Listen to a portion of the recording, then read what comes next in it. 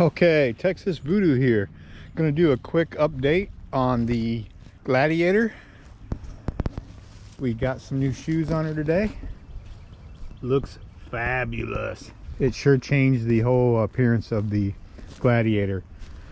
And I'm glad I decided to go with my first choice of tire, the Federal Couragia 37 1250 17s on Moto Metal 17 by 10s, negative 24 offset. Fits perfect, no clearance issues. I do have the Mopar 2-inch lift with the Fox shocks. Ride is phenomenal. I have no ride issues. Tires all balanced out great. I'm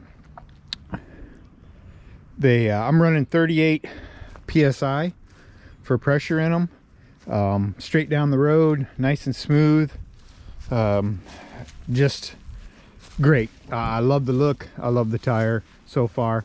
I'll do an update in 6 months and let you know if I still feel the same about them.